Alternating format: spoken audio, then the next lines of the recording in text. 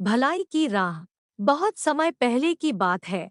एक राजा अत्यंत विनम्र और दानी था। अपनी प्रजा से उसे बहुत प्रेम था और सदैव उसके सुख दुख का ध्यान रखता था। इन्हीं गुणों के कारण उसकी ख्याति दूर दूर तक फैली हुई थी। दुर्भाग्य से राजा का पुत्र प्रकृति में अपने पिता से बिल्कुल विपरीत था। उसे किसी की कोई चिंता नहीं थी। उसके दुष्टतापूर्ण व्यवहार से राजा और प्रजा दोनों ही परेशान थे। उसके पुत्र को सुधारने एवं सही मार्ग पर लाने का बहुत प्रयास किया, परंतु असफल रहा। उसे ज्ञान देने हेतु दूर दूर से विद्वान एवं मनीषी बुलाए, परंतु दुष्ट बालक के व्यवहार में कोई परिवर्तन नहीं आया, बल्कि आयु बढ़ने के साथ साथ उसके दुगुणों में वृद्धि ही होती गई। सौभाग्य से एक दिन महात्मा बुद्ध भी उस राजकुमार को सही मार्ग पर लाने की चेष्टा से उसके पास आए। उन्होंने न तो उसे डराया धमकाया न बुरा भला कहा, बल्कि स्नेह से एक नीम के पौधे के पास ले गए और राजकुमार से उस पौधे का एक पत्ता चखने को कहा।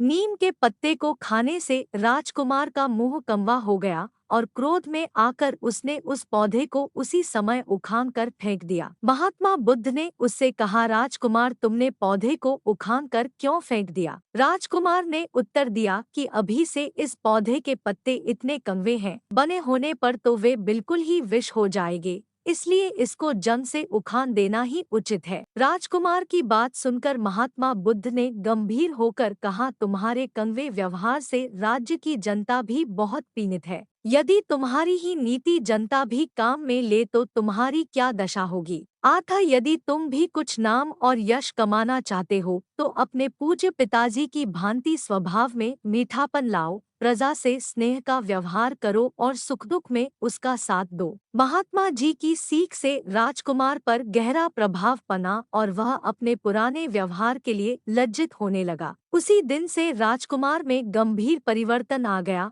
और दुष्टता त्याग कर उसने भलाई की राह पर चलना प्रारंभ कर दिया। इससे हमें एक शिक्षा मिलता है कि हमेशा शांत व्यवहार व मीठा बोलना चाहिए। आशा करती हूँ कि एक छोटी सी कहानी आपको पसंद आई होगी। कहानी पसंद आई हो तो लाइक, सब्सक्राइब और शेयर करें और एक कहानी आपको कैसी लगी कमेंट करके बताएं।